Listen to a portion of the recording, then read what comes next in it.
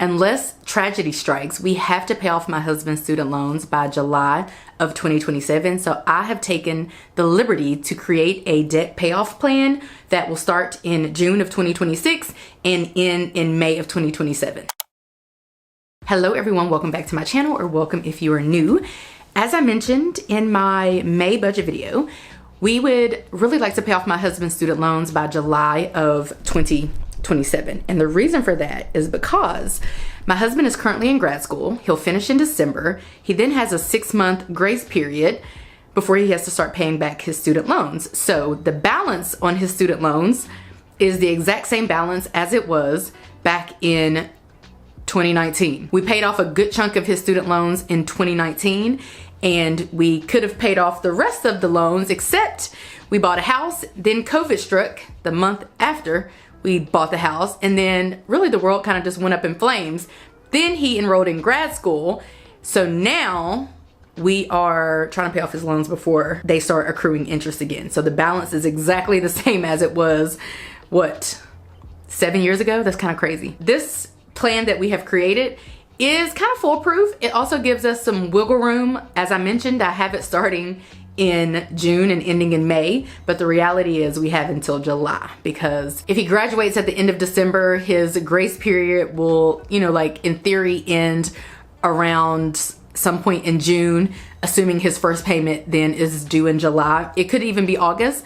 I don't know how they calculate that. I just know there's for sure a 6-month grace period. So really, July-ish of next year, it would be ideal to have these loans paid off.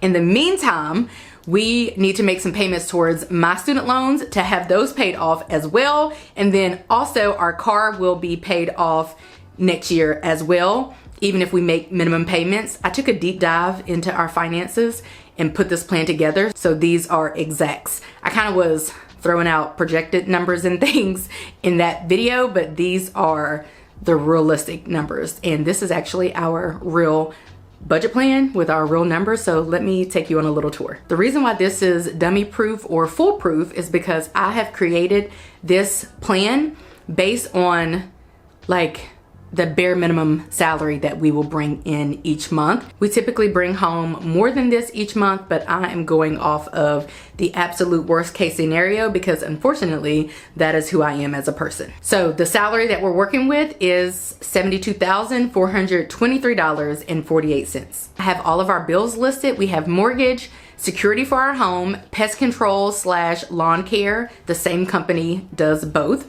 We have electricity for our home, my cell phone, my husband's cell phone, internet for our home, water / sewer, cable, my student loan, my husband's student loan, life insurance for the both of us, Sirius XM for one of our cars, our car payment, Netflix, NFHS network, which is something my husband uses, some kind of subscription for sports and things, Amazon Music for our home. Well, we can use it anywhere, but primarily for our home.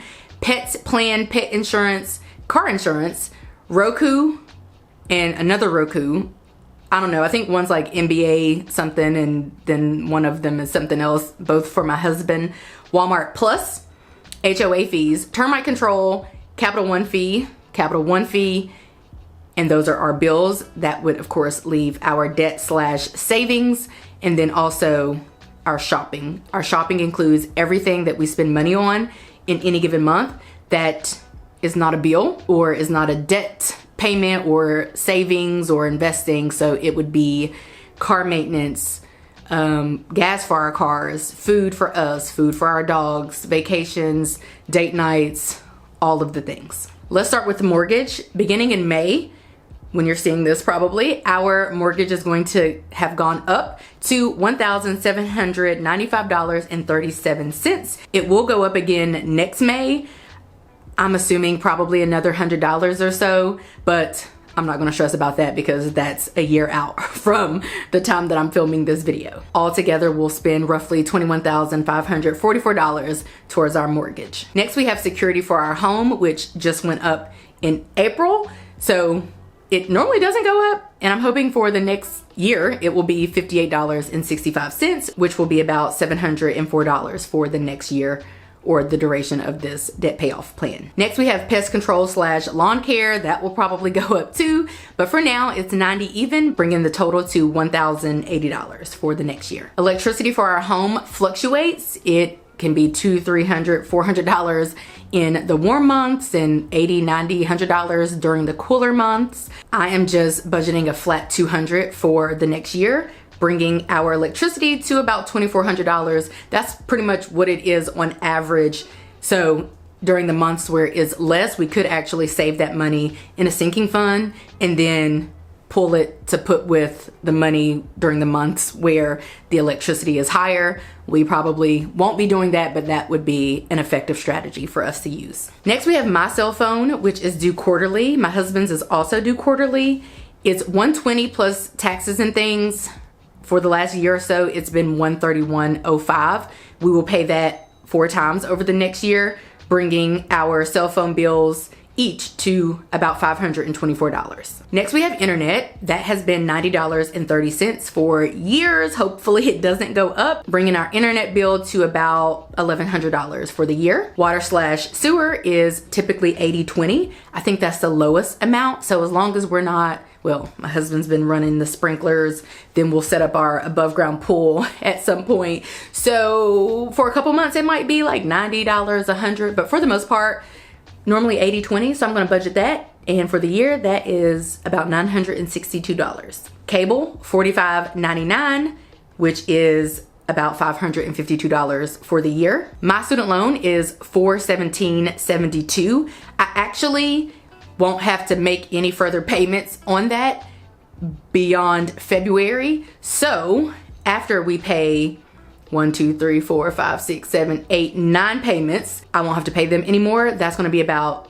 $3,800 that we'll put towards my student loans. I just took them out of an administrative forbearance to just make the final payments and move on with my life and be done with student loans. My husband's student loans technically won't be due over the next year, so we're not allocating anything towards that, but I'll share with you the balance on his loans and how we plan to pay off the loans. Life insurance for the both of us is $42.19. However, this is a term life insurance policy that we put into effect nearly 10 years ago when we got married.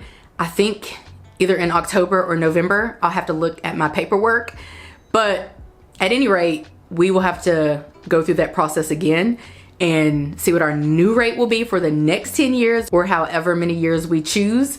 So it'll be $42.19 up until like October, November, and then we got to renew. So I don't know what that will be, but for now, I'm hoping it's the same amount or roughly the same amount. So we're going to budget about $506 for the year to be going towards life insurance. Sirius XM for our car, that normally fluctuates every 6 months, but I just call and threaten to cancel because I really will cancel. But for now, $9.99 per month, which is about $120 for the year. Car payment, $314.34. I logged onto the website to see when it would actually be paid off. We got the car in 2021, 6-year loan. The 6 years are almost up, so even if we don't make an additional payment towards the car loan, it will be paid off according to the app in May of 2027. May seems a little far out. For me, we got the car in January of 2021, but I'm remembering we didn't make our first payment for like 2 months because that's very common when you are getting a car loan. So that makes sense why the last payment is due in May, even though we got it in January, and in my head, we started paying in February. So that means in my head, the payment should end 6 Februarys from February 2021. That's not the case because we didn't make our first payment in February. So the exact date, May 7th of 2027. In my head, it's worth just paying off the loan at the end of this year and not even taking it into 2027. But I don't really care. Like if we can pay it off, we will, but I'm not pressed. The thing will be paid off in May of 2027, worst case scenario. I didn't share this yet, but the highlighted numbers are actually the dates of the final payments for all of our debts. Next, we have Netflix, $7.99, roughly $96 for the year. NFHS Network, $13.99, roughly $170 for the year. Amazon Music, $11.99, roughly $144 for the year. Pet plan, pet insurance does go up every February, but budgeting $67.55 as of right now, because that's what it is, roughly $810 for the year. Gym memberships are $31 each, $62. That is going to be $744 for the year. Car insurance has been roughly $143 per month, bringing car insurance to about $1,700 for the year. Roku $899, roughly $108 for the year. The other Roku $14.99, roughly $180 for the year. Walmart fees are due annually in June for $98 even. HOA fees are due in January for $200 even, but to pay online, we normally have to pay a fee of $7, which makes them about $207, but roughly $200 for the year. Termite control due annually. It goes up every year. I actually accounted for it going up in my estimate, so $400 roughly for the year. I don't think we pay a Capital One fee for my husband's credit card anymore. I think we may have upgraded his Capital One card, which is why we no longer pay a fee. But there was a time we were paying $19 a year for the annual fee for his credit card. But, you know, short of going in the app and scrolling back to see and searching to see, because I'm not doing that over $19, I don't really know, but I'm pretty sure we don't pay that anymore. But we're gonna budget for it to be safe for now. And then for the one credit card that we use a good bit for everything, which is a travel credit card, the other Capital One card, there is a $95 fee every year. Now, for the debt/savings category, I took the total balance for my husband's student loans, which currently is $12,505.78, and I divided that by 12, and that gave us $1,042.15 pretty much. And so I plugged in that number for the entire year, with the yellow indicating the final payment if we stick to this, which means if we pay like $1,000 a month towards my husband's student loans for the next year, his student loans will be paid off.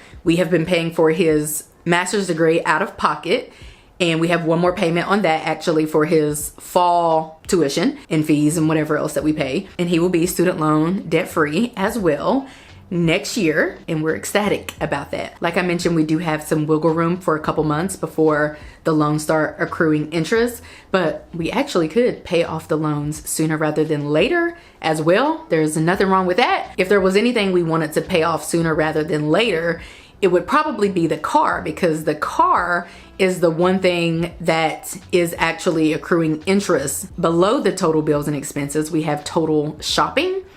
This is everything that is left over after taking care of all of those responsibilities, and that is the amount that we can spend each month, or that we have each month, for car maintenance, home maintenance, going out to eat, groceries, dog toys, dog treats, birthday gifts, all the things, which is plenty money. That's why I said this is pretty much foolproof or dummy proof, because that's plenty money left over for all of those things. Although, you know, our cars are getting older, particularly the car that my husband drives. It's like 15 years old.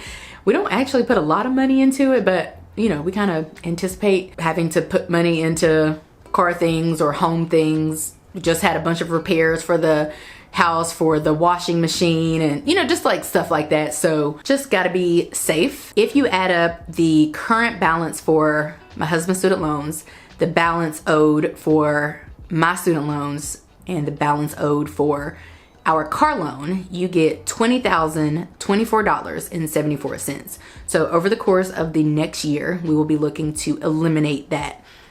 Realistically, we can do it any way that we want. We can like put our efforts towards paying off the car in a few months and then moving on to the student loans, or, you know, my loans or whatever. But I don't know, this just feels pretty chill, pretty comfortable. It doesn't seem like it's going to be too stressful. I'm excited to see when the loans and the debt is all eliminated, because that puts more money in our pockets, lots more money in our pockets. Technically, we'll be paying down our mortgage as well, but I'm not considering that as part of this. But if you consider our mortgage, then technically we are going to be paying down like $40,000 worth of debt. But I'm not including that. This is just all of our non-mortgage debt. The only major expense we have between now and next May is my husband's final tuition payment, which is due in August. And he recently got some random scholarships, so that's all well and good. We are anticipating some